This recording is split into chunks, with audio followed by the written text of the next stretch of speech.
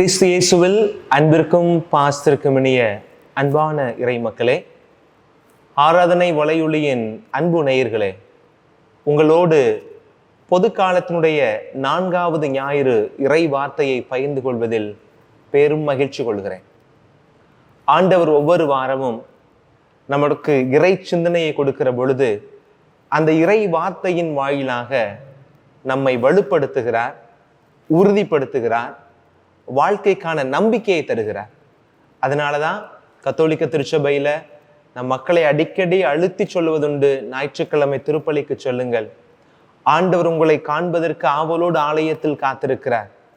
காத்திருந்து உங்களை காண்கிற இறைவன் உங்களை வெறுங்கொய்யோடு அனுப்பாமல் வார்த்தை என்கிற ஆயுதத்தினால், வார்த்தை என்கிற சக்தியினால் உங்களை நிரப்புகிறார். அதனால தான் நம்ம ஞாயிற்றுக்கிழமை திருப்பலியை நாம் மிகவும் அழுத்தி கொண்டே இருக்கிறோம்.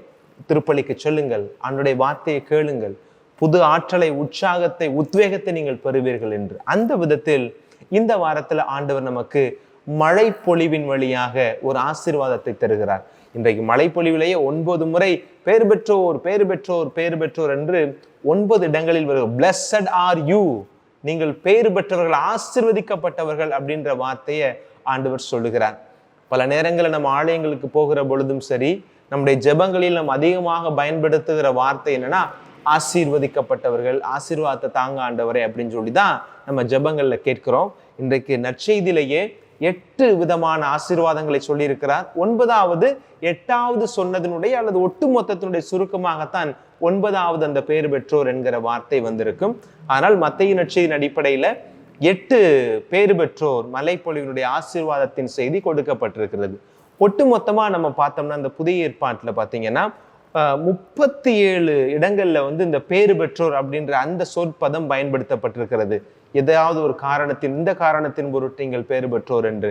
அதுல இயேசு மட்டுமே 17 முறை இந்த பேறு பெற்றோர் என்ற வார்த்தையை பயன்படுத்துறாரு. குறிப்பா இன்றைக்கு வாசிக்கப்பட்ட இந்த நற்செய்தியாக இருக்கிற மழைப்பொழிவில் மட்டுமே 8 முறை இந்த பேறு பெற்றோர் என்கிற பதம், ஆசீர்வதிக்கப்பட்டோர் என்கிற பதம், ஆசீர்வாதத்திற்கு பாத்திரமானோர் என்கிற பதமானது பயன்படுத்தப்பட்டிருக்கிறது. மத்தேயு நற்செய்தியாளர் இயேசுவை இந்த பேறு பெற்றோர் என்கிற இந்த வார்த்தை சொல்லுகிற பொழுது 10 கட்டளைக்கு இணையான ஒரு கட்டளையை ஆண்டவர் கொடுப்பதன் மூலமாக ஒரு புதிய மோசேவாக மத்தேயு நற்செய்தியாளர் இயேசுவை நமக்கு முன் காண்பிக்கிறார். 10 கட்டளை பார்த்தீங்க அப்படின்னா டோன்ட் அப்படின்றதான் வரும். செய்யாதே, இதை செய்யாதே, அதை செய்யாதே, இதை செய்யாதே, அதை செய்யாதேன்னு. ஆனால் இங்க பாத்தீங்கன்னா இயேசு என்ன சொல்றாரு, இதை செய்பவருக்கு இது கிடைக்கும், இதை செய்பவருக்கு அது கிடைக்கும் அப்படின்னு சொல்லி 8 விதமான ஆசீர்வாதங்களை நமக்கு ஆண்டவர் நமக்கு சொல்லுகிறார். அந்த 8 ஆசீர்வாதங்களையும் ஒரு முறை வாசிக்கலாம்னு நினைக்கிறேன். ஏழையரின் உள்ளத்தோரா இருக்கிறீங்களா, நீங்க பேறு பெற்றவங்க. துயருறோராக இருக்கிறீங்களா, நீங்களும் பேறு பெற்றவர்கள்.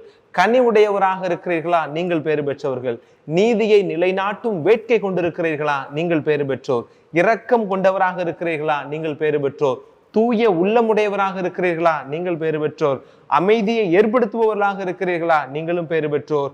நீதியின் பொருட்டு துன்புறுத்தப்படுவதற்கும் உங்களை தயார் நிலையில் வைத்திருக்கிறீர்களா, நீங்களும் பேறு பெற்றோர் என்று ஆண்டவர் இன்றைக்கு இந்த பேறு பெற்றோர் என்ற வார்த்தையை பழைய ஏற்பாட்டுல செய்யாதே, செய்யாதே, செய்யாதே என்று சொன்னதை புதிய ஏற்பாட்டுல செய்கிறவர், செய்கிறவர், செய்கிறவர் என்ற நேர்மறை பார்வையில் இயேசு ஆண்டவர் நமக்கு தந்திருக்கிறார். அதனால தான் மத்தேயு நற்செய்தியாளர் இயேசுவை புதிய மோசேவாக நமக்கு இந்த இடத்தில் அறிமுகப்படுத்தி காட்டுகிறார். ஒரு காரியத்தை செய்கிற பொழுது நீ நல்லா இருப்ப, உனக்கு இது கிடைக்கும் அப்படின்னு எளிமையாக சொல்லி முடிக்காம, ஓ த பிளஸட்னஸ், ஓ நீங்கள் பேறு பெற்றவர்கள், ஆசீர்வதிக்கப்பட்டவர்கள் அப்படின்ற வார்த்தையை ஆண்டவர் ரொம்ப அழுத்தமாக சொல்லுகிறார். ஒரு எளிமையான காரியத்திலும் கூட இருக்கிற அந்த இறைத்தன்மையை காணுகிற பொழுது அங்க நமக்கு இந்த பிளஸட்னஸ், அந்த ஆசீர்வாதம் நமக்கு தெரிய வரும். ஒரு ஊர்ல ஒரு ராஜா இருக்கிறாரு. அந்த ராஜாவு நல்ல மனிதர், நல்ல மனிதர், அருமையான மனிதர், எல்லோரையும் நேசிக்கக்கூடிய ஒரு நீதிமானாக அந்த அரசன் இருக்கிறான். அப்ப அந்த அரசனை காண வருகிறவர்கள் பெரும்பாலும் அரசனுக்கு ஏதாவது ஒரு பரிசு பொருள் தருவது உண்டு. ஒவ்வொரு வாரமும் ஞாயிற்றுக்கிழமை பிற்பகல்ல மக்கள் அவரை சந்திக்கலாம். விரும்புகிறவர்கள் அவரிடம் பரிசு கொடுத்து அவரிடமிருந்து மறுபரிசு பெற்றுக்கொள்ளலாம், அல்லது அவரிடமிருந்து சன்மானங்களை பெற்றுக்கொள்வது வழக்கமாக இருந்தது. அப்படி அவர் அந்த சன்மானம் பெறுவதற்கும் கொடுப்பதற்குமான நேரம் வந்தது. அப்போ நீண்ட நெடிய வரிசையில மக்கள் காத்திருந்து அரசனை பார்த்து அவர் புகழ் பாடி அவருக்கு நன்றி சொல்லி அவருக்கான ஆசீர்வாதத்தை கொடுத்து அவரிடமிருந்து ஏதாவது பெற்று கொண்டு போகிறார்கள். அந்த கூட்டத்திலிருந்து ஒரு ஒரு ஒரு மனிதன் காத்து கொண்டு இருக்கிறான். ரொம்ப அழுக்கான ஒரு உடையோடு, ஒரு பிச்சைக்கார தோற்றம் கொண்டவராக இருக்கிறான். ஒரு பயந்து ஒரு விதமான நடுக்கத்தோடு வருகிறான். அப்போ அவர் ராஜாவுக்கும் அருகில் வந்தவரம் ராஜா கேட்கிறாரு, என்ன உங்களுக்கு வேண்டும் என்று சொல்லி கேட்கிறார். இல்லை, எனக்கு என்ன வேணும் கேட்பதற்காக நாங்கள் வரவில்லை, உங்களுக்கு ஒன்று கொடுத்துட்டு போலான்னு நான் வந்திருக்கிறேன் அப்படின்னு சொல்றான். சுத்தி இருக்கிற அமைச்சர்கள் ஆச்சரியப்படுறாங்க. ஒரு பிச்சைக்கார தோற்றத்தில் இருக்கிறான், அவனுக்கு அன்றாட பிழைப்புக்காக உணவுக்காக யாராவது ஒருவருடைய கையை ஏந்தி நின்று இரவல் பெற்று உண்ணக்கூடிய இவனுக்கு அல்லது இவனிடமிருந்து என்ன ராஜாவுக்கு வரப்போகிறது என்பதை பார்ப்பதற்கு அத்தனை பேரும் ஆவலாக இருக்கிறார்கள். அப்போ அந்த பிச்சைக்காரன் சொன்னான், நான் பிச்சைக்காரன் அல்ல, பிச்சைக்காரனை போல இருக்கிறேன். நான் மிக நீண்ட நெடிய பயணமாய் பாலைவனத்தை கடந்துதான் இந்த அரண்மனை கோட்டையை அடைந்திருக்கிறேன். வர வழியில நான் ஒரு ஒயாசிஸ் பாலைவன சோலையை கண்டேன். அந்த பாலைவன சோலையில் ஒரு நீர்ச்சுனை இருந்தது. அந்த நீர்ச்சுனையில் இருக்கிற நீரை எடுத்து அருந்தினேன். அது அவ்வளவு தித்திப்பாக இனிப்பாக இருந்தது. அந்த நீரைத்தான் உங்களுக்கு கொடுப்பதற்காக நான் கொண்டு வந்திருக்கிறேன். அது மிகவும் அருமையான ஒரு பானம் என்று சொல்லி ராஜாவிடம் கொடுப்பதற்காக வந்திருக்கிறேன் என்று சொன்னாராம். எங்கே அந்த தித்திப்பான அந்த சுவை மிகுந்த தண்ணீர் எங்கே என்று ராஜா கேட்கிறார். இதோ என்னிடம் இருக்கிற இந்த குவளையில் தான் இருக்கிறது அப்படின்னு சொல்லிட்டு ஒரு சின்ன பாட்டில் எடுத்து கொடுக்கிறாரு. ராஜா குடிச்சிட்டு அப்படியே புலகாங்கிதம் அடைந்து பாராட்டுகிறார். இப்படிப்பட்ட தண்ணி உனக்கு எங்க கிடைச்சிச்சு? ரொம்ப எனக்கு சந்தோஷம். இப்பேற்பட்ட ஒரு தண்ணீரை என்னுடைய வாழ்க்கையில் நான் அருந்தியதே இல்லை. இது அருமருந்தாக இருக்கிறது, சுவை விருந்தாக இருக்கிறது அப்படின்னு சொல்லி ரொம்ப சந்தோஷமா அப்ப சொன்னாராம். அப்போ ராஜாவும் அவருக்கு தக்க சன்மானம் கொடுத்து நல்ல சந்தோஷமாரு அப்படின்னு சொல்லி பொருள் வெள்ளி எல்லாம் கொடுத்து அனுப்பிவிட்டார். இப்ப சகாக்களுக்கெல்லாம் ஒரு சந்தேகம், ஒரு பிச்சைக்காரனுக்கு எப்படி இவ்வளவு சுவையான தண்ணி கிடைத்திருக்கும் அப்படின்னு சொல்லிட்டு ராஜாட்ட கேட்கிறாங்க. ராஜா, அந்த தண்ணி எங்களுக்கு கொஞ்சம் கொடுங்களே, நானும் சுவைத்து பார்க்கலாம், நாங்களும் சுவைக்கலாம் என்று நினைக்கிறோம் அப்படின்னு சொல்லி கேட்குறாங்க. ராஜா சொல்றாங்க, இல்லை ஒன்றும் பிரச்சனை இல்லை, விடுங்க, அது நல்ல தண்ணி, அருமையான தண்ணி அப்படின்னார். ராஜா, ஏன் எங்களோடையும் அந்த சுவை மிகுந்த தண்ணீரை பகிர்ந்து கொள்ளக்கூடாதான்னு கேட்டவுடனே எல்லாருக்கும் ஆள் கையில கொஞ்சம் கொஞ்சம் ஊத்துறாரு. குடிச்சு பார்த்துட்டு எல்லாரும் காரி துப்புறாங்க. இது என்ன தண்ணி? இது ஒரு மண்ணு மாதிரி இருக்குது, ஒரு மண்டியா இருக்கு. நீங்க கையில ஊத்தும் போத பாக்குறேன், இவ்வளவு அழுக்கா இருக்கு இந்த தண்ணி. அது சுவையும் இல்லை, ஒரு மாதிரி ஸ்மெல்லா, ஒரு நாற்றம் அடிக்கக்கூடிய தண்ணியாக இருக்கு. இதை போய் நீங்க ஏன் ராஜா குடிச்சிட்டு அவனுக்கு போய் இவ்வளவு பெரிய சன்மானத்தை கொடுத்தீங்க அப்படின்னு சொல்லி ராஜா கிட்ட அவர் இருக்கிற சகாக்கள் எல்லாரும் சொல்லுகிறார்கள். அப்ப ராஜா சொன்னாராம், நீங்க தண்ணியை பாக்குறீங்க, அந்த தண்ணிக்கு பின்னாடி இருக்கிற மனசை பாக்குறேன் அப்படின்னு சொன்னாராம். நீங்க என்னத்தை பாக்குறீங்க? இந்த மேட்டர், தண்ணீரை பாக்குறீங்க, but I am seeing the spirit அப்படின்னு சொன்னாராம். You are looking at the matter, but I am seeing the spirit அப்படின்னு சொன்னாராம். நீங்க தண்ணீரை பாக்குறீங்க, அதனால உங்களுக்கு இது கசப்பா தெரியுது. நான் அந்த மனசை பார்க்கிறேன். அந்த மனுஷன் பாலை நிலத்துல நடந்து வருகிற அந்த நாட்கள்ல எவ்வளவு ஒரு தாகத்தோடு இருந்திருப்பான். அதனாலதான் ஒரு மண்ணா இருக்கிற, மண்டி போய் இருக்கிற மண்டி தண்ணியா இருக்கிறது, ஒரு உவர்ப்பு தன்மை இருக்கிற அந்த தண்ணி அவனுக்கு சுவையா இருந்ததுக்கு காரணம் என்னன்னா அவனுடைய களைப்பு. அந்த களைப்பை போக்கக்கூடிய ஒரு மருந்தாய் அந்த இடத்துல அந்த தண்ணீர் இருந்ததுனால அவனுக்கு சுவையா இருந்துச்சு. அதே எண்ணத்தோட என்னட்ட கொடுக்குறான். நான் சுவைத்த அந்த அரும் நீரை என்னுடைய ராஜாவும் அருந்தனும் நினைக்கிறானே, அந்த நல்ல உள்ளத்தை தான் நான் பார்த்தேன்.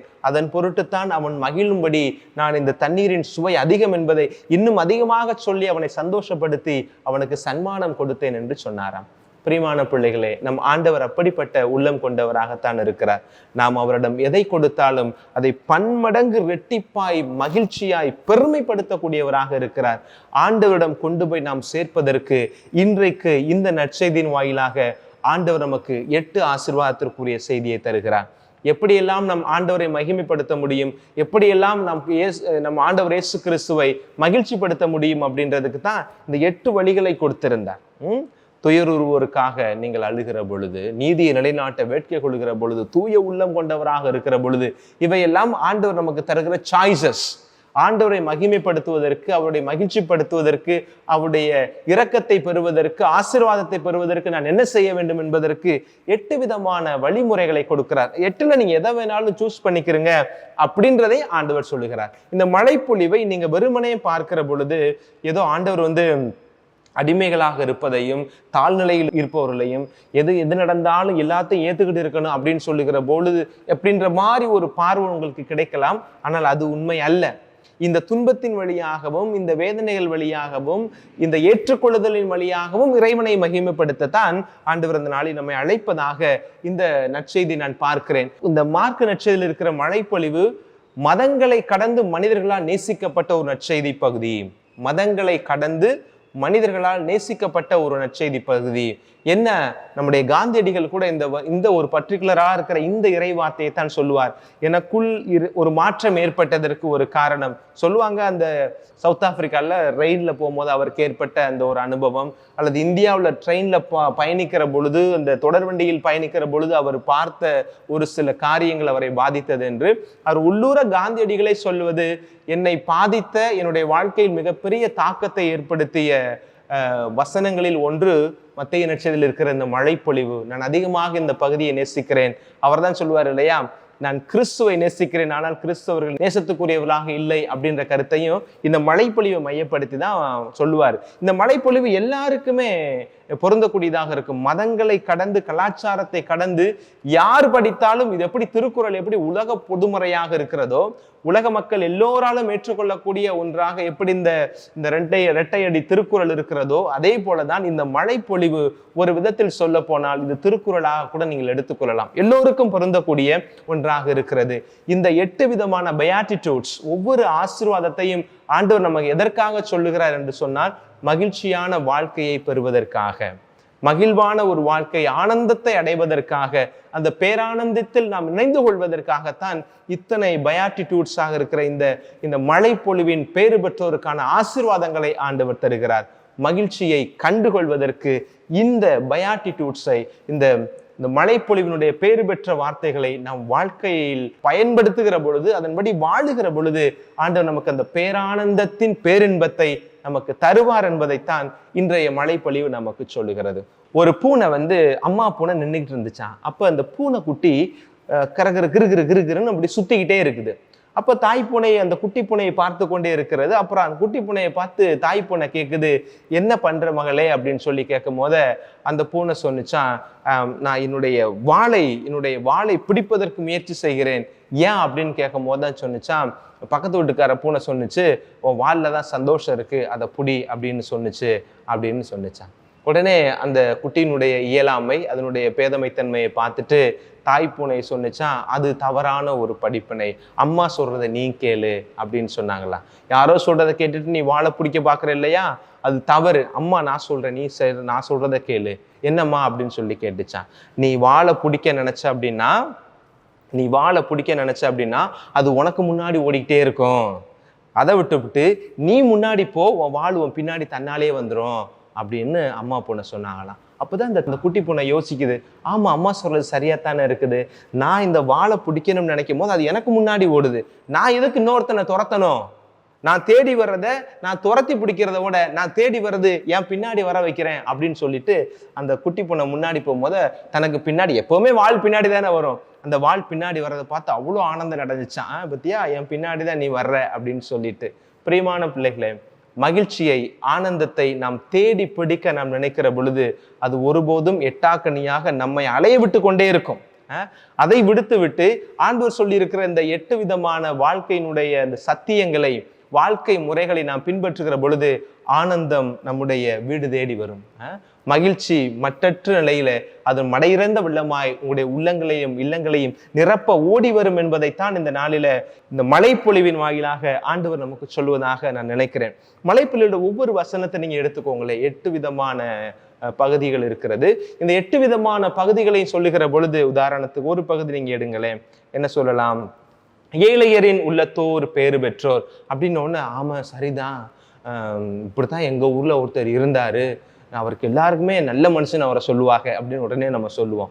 ஒரு உதாரணத்துக்கு இன்னொன்று சொல்றேன் பாருங்க, இரக்கமுடையோர் பேறு பெற்றோர். ஆமாங்க, நீங்க சொல்றது 100க்கு 100 உண்மை சாமி, எங்க மதர் தெரசா கூட அப்படித்தான், எல்லாரும் மேல இறக்கப்படுவாங்க, அதனாலதான் ஆண்டவரை அவ்வளவு ஒரு உயர்வான இடத்துக்கு கொண்டு போயிட்டாங்க.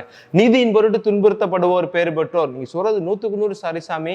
இந்த சமீபத்துல கூட பாருங்க, ஸ்டெயின் சுவாமி அடிகள் அவர் எவ்வளவு தூரம் நீதிக்காக அந்த மலைவாழ் மக்கள் ஒரு நியாயத்தை பெற வேண்டும் என்பதற்காக, உரிமை பெற வேண்டும் என்பதற்காக குரல் கொடுத்து இறுதி வரை சிறைச்சாலையில் இருந்து சமீபத்தில் இறந்து போன ஒருத்தர் தானே அப்படின்னு சொல்லி நான் 8 பயாட்டிடியூட்ஸையும் வாசிக்க பொழுது, இந்த ஒவ்வொரு பேறு பெற்றோருக்கான அந்த வாக்கு தத்தத்தை நான் சொல்லுகிற பொழுது, நீங்க யாராவது ஒருவரை நீங்க என்ன செய்ய முடியும், எளிமையாக நம் உதாரணத்துக்கு கொண்டு வர முடியும். இன்னைக்கு ஆண்டவர் அதை நம்மகிட்ட நமக்கு விரும்பல. அவர் என்ன கேட்கிறாரு, இந்த 8ல நீ எதுல இருக்கிற அப்படின்னு பார்க்க சொல்றாரு. இந்த 8ல் என் மகனே, என் மகளே, நீ எந்த இடத்தில் உன்னை பொருத்தி பார்க்கிறாய்? ஒவ்வொரு பேறு பெற்றோருக்கும் 10 பேர் 20 பேர் என்று நீ பட்டியலிட்டு இத்தனை பேரை காட்டுகிறாயே, உன்னுடைய பெயர் ஏதாவது ஒரு இடத்தில் இருக்கிறதா என்பதை சுய ஆய்வு செய்து பார்ப்பதற்கும், இருந்தது என்றால் அதை 1ஐ 2ஆய் மாற்றிக்கொள்வதற்கு முயற்சி செய்ய வேண்டும்படியாகவும், இல்லை என்றால் இந்த இடத்தை நாம் நிறைவு செய்வதற்கு, அடைவதற்கு ஆண்டவர் ஒவ்வொருவருக்கும் அழைப்பை கொடுப்பதாக நான் பார்க்கிறேன்.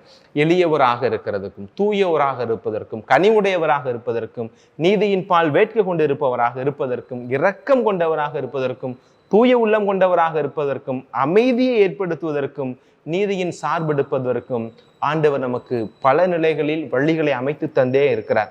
ஆனால் நாம் இந்த குறுகலான வழியின் வழியாக நுழைவதை காட்டிலும் அகன்ற வாயிலை நோக்கி நாம் நுழைய பார்க்கிறோம்.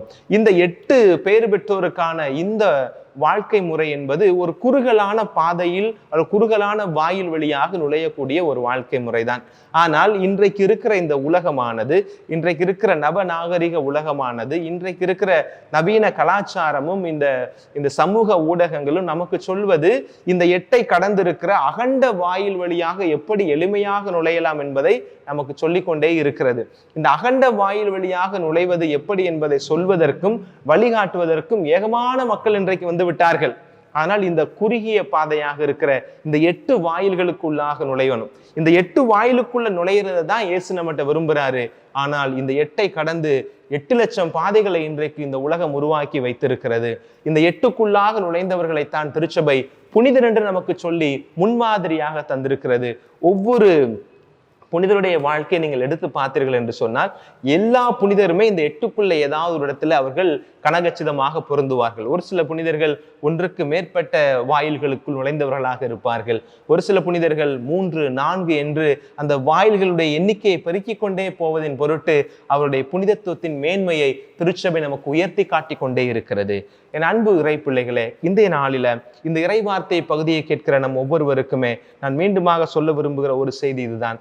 இது போன்ற இந்த 8 வாயில்கள் வழியாக நாம் நுழைகிற பொழுது நம்மை உலக முட்டாள் என்று கூட சொல்லலாம், பிழைக்க தெரியாதவன் என்று கூட சொல்லலாம், அல்ல ஒரு விதத்துல அறிவற்றவன் என்று கூட சொல்லலாம், இவன் அந்த காலத்து ஆள் என்றாக கூட சொல்லலாம். அவர்களுக்கு எதெல்லாம் மடமையாக தெரிகிறதோ அதுதான் நமக்கு ஞானமாக தெரிய வேண்டும். அவர்கள் இன்றைக்கு மடமை என்று சொல்வதும், முட்டாள்தனம் என்பது சொல்வதும், பிழைக்க தெரியாதவன் என்று சொல்பவர்கள் சொல்லிக்கொண்டே இருப்பார்கள். நாம் இந்த உலகத்தை சார்ந்தவர்கள் அல்ல. அவர்களுடைய கணிப்பும் கணக்கும் இவ்வுலகில் அவர்களுக்கு நாம் செய்யக்கூடிய காரியம் மடமையை போல தெரியலாம். எளியவராக, இரக்கம் கொண்டவராக, நீதியின் சார்பெடுக்கக்கூடியவர்களாக நாம் இருக்கிற பொழுது அவர்களுடைய பார்வைக்கு நாம் பிழைக்க தெரியாதவர்களாக இருக்கலாம். ஆனால் நாம் இவ்வுலகை சார்ந்தவர்கள் அல்ல என்கிற ஆழமான எண்ணம் உள்ளத்தில் வேரூண்டி விட்டது என்று சொன்னால், அவர்களுடைய கூற்றை தள்ளி வைத்து விட்டு அவர்களுக்கு மடமையாய் தெரியக்கூடிய காரியத்தை ஆண்டவர் ஞானத்தினுடைய பிறப்பிடமாய் மாற்றுவார். 1 கொரிந்தியர் 1:25 அதைத்தானே நாம் வாசிக்கிறோம். மனித ஞானத்தை விட கடவுளுடைய மடமை ஞானமிக்கது. அப்படி நம்மள ஒருத்தட முட்டாள்தனமா இருக்கிறான் அப்படின்னு அவன் சொல்றான்னா நம்ம சொல்லணும், நீ உன்னுடைய பார்வையில் நான் முட்டாள்தனமாக இருக்கிறேன், ஆனால் என்னுடைய கடவுளுடைய பார்வையில் நான் ஞானமிக்கவனாக இருக்கிறேன். கடவுள் ஞானிகளை வெட்கப்படுத்த 1 கொரிந்தியர் 1:27 சொல்கிறார். கடவுள் ஞானிகளை வெட்கப்படுத்த மடமை என இந்த உலகம் கருதுபவற்றை தேர்ந்து கொண்டார். அதுதான் உண்மை. அப்ப நாம என்ன செய்யணும்? இந்த உலகம் எவற்றையெல்லாம் மடமை என்று சொல்லுகிறதோ நாம் அதை தேர்ந்து கொள்ள வேண்டும்.